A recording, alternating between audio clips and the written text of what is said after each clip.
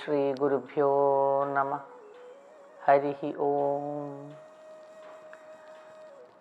നമസ്തേ. ആയുർവിചാരത്തിൻ്റെ പുതിയ ഒരു എപ്പിസോഡിലേക്ക് എല്ലാ മാന്യ പ്രേക്ഷകർക്കും സ്വാഗതം.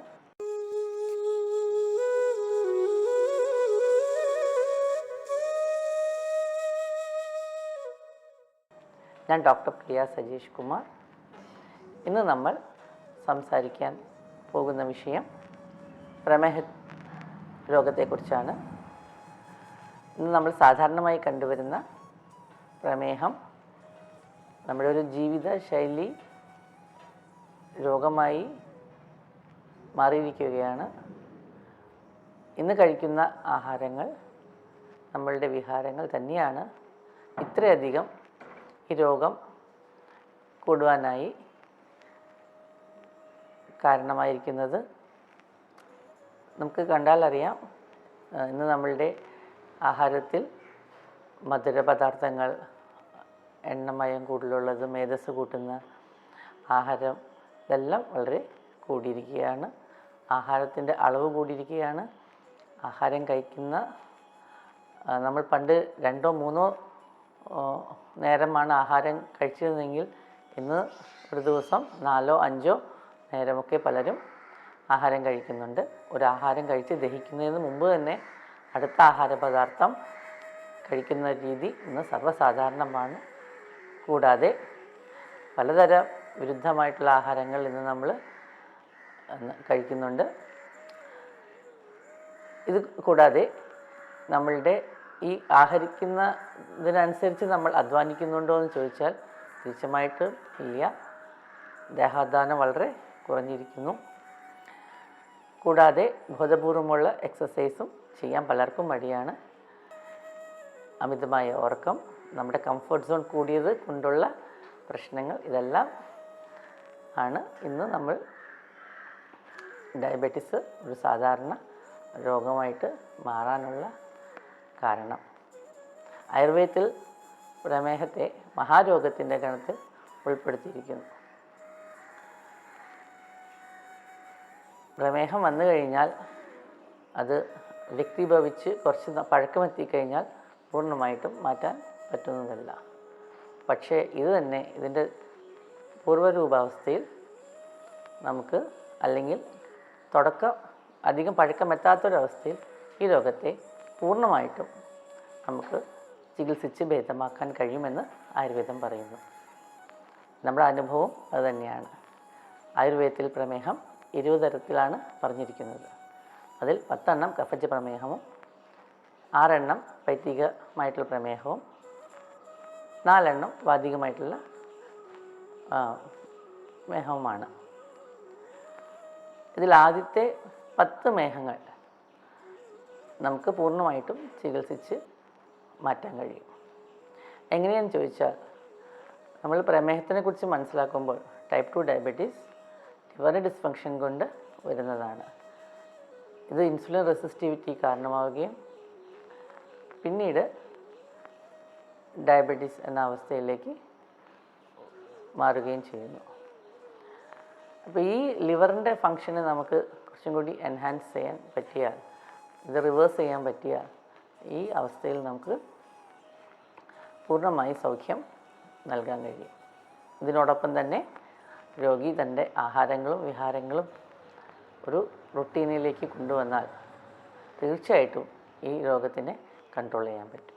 പൈത്തികമായ അവസ്ഥയിലാണ് നമുക്ക് കുറച്ചും കൂടി ഇതിൻ്റെ മാനേജബിൾ അവസ്ഥയിലോട്ട് പോകുന്നത്.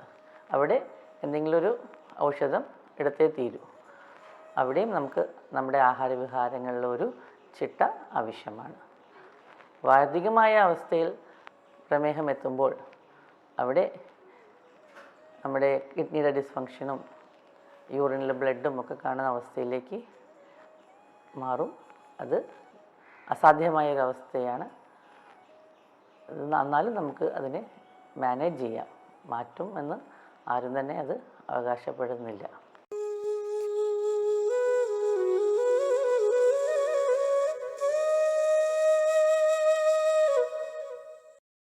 ഇനി നമുക്കിതിൻ്റെ ചികിത്സയെക്കുറിച്ച് നോക്കാം.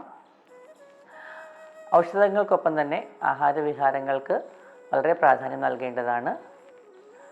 ആഹാരം എങ്ങനെയായിരിക്കണമെന്ന് നമുക്ക് ശ്രദ്ധിക്കാം. നമുക്ക് ഡയറക്റ്റ് ആയിട്ട് സിന്തറ്റിക് ഷുഗേഴ്സ് ഉള്ളത് അടങ്ങുന്ന ആഹാരങ്ങളൊക്കെ നമുക്ക് ഒഴിവാക്കാം.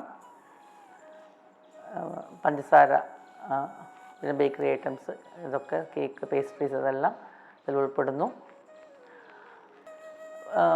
പഴവർഗ്ഗങ്ങൾ അധികം പഴുക്കാത്തത് നമ്മൾ കഴിച്ചുകൊണ്ട് കുഴപ്പമില്ല. കാരണം ഷുഗർ സ്പൈക്ക് വന്നാലും അത് പിന്നീട് നോർമലാവുന്നതാണ്. രണ്ടാമത്തത്, നമ്മൾ എക്സസൈസിനും അല്ലെങ്കിൽ നടത്തോ യോഗ എന്തിനെങ്കിലും നമ്മൾ സമയം കണ്ടെത്തിയേ പറ്റൂ. പ്രമേഹ രോഗികൾ ഒരിക്കലും വേർപ്പിക്കാൻ പാടില്ല എന്ന് ശാസ്ത്രം പറയുന്നു. ആയുർവേദ രീതിയ ഇവരെ സ്വേദനക്രിയ ചെയ്യാതെ പക്ഷേ ദേഹാധ്വാനം, നടത്തം എന്നിവയിലൂടെ ഒരു വിയർപ്പ് വരുന്ന വരെ നമ്മൾ എക്സേർട്ട് ചെയ്യേണ്ടതാണ്.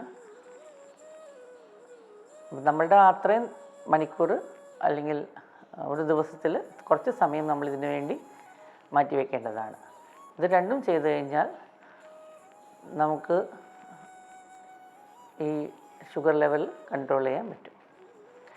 നമ്മളൊന്നോർക്കുമ്പോൾ ഷുഗർ ലെവൽ നോർമലായതുകൊണ്ട് മാത്രം നമുക്ക് സ്വസ്ഥത തോന്നുന്നില്ല. ഡയബറ്റീസ് വരുന്ന പല ആൾക്കാർക്കും ക്ഷീണം, അമിതമായ ഉറക്കം, ഉത്സാഹമില്ലായ്മ, പല ലക്ഷണങ്ങൾ ഇതിനൊപ്പം കാണാവുന്നതാണ്. ആയുർവേദ മരുന്ന് എടുക്കുന്ന ആളുകൾക്ക് ഈ ലക്ഷണങ്ങൾ പെട്ടെന്ന് തന്നെ മാറുന്നതായിട്ട് നമ്മുടെ അനുഭവത്തിൽ കണ്ടുവരുന്നു.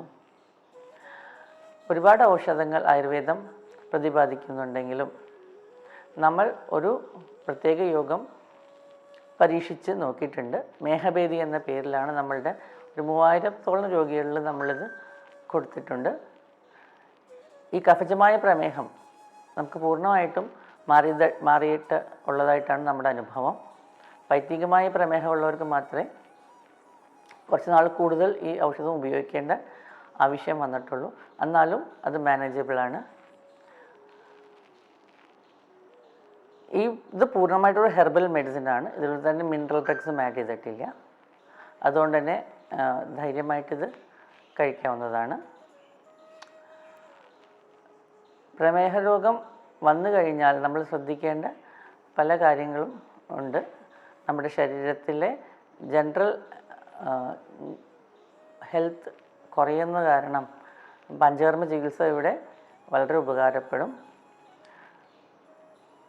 ഒരു ശുദ്ധീകരണത്തിനൊപ്പം തന്നെ ഞരമ്പുകൾക്കും അതനുബന്ധമായിട്ടുള്ള രോഗങ്ങളും തടയാൻ ആയുർവേദം ഒരുപാട് സഹായിക്കുന്നുണ്ട്.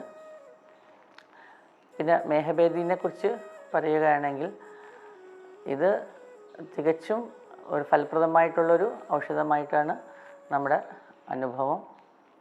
ഇത് കഴിച്ച രോഗികൾ തന്നെയാണ് അതിൻ്റെ വിശ്വസ്തത, അതിൻ്റെ ഗുണങ്ങളും ഞങ്ങളോട് ഇത്ര പോസിറ്റീവായിട്ടുള്ള റിസൾട്ട് നമുക്ക് ഫീഡ്ബാക്ക് നമുക്ക് കിട്ടിയതിൽ നിന്നാണ് ആയുർവേദത്തിലെ സാധ്യതകൾ എത്രമാത്രമുണ്ടെന്ന് കോൺഫിഡൻ്റായിട്ട് നമുക്കും ഇന്ന് പറയാൻ പറ്റുന്നത്.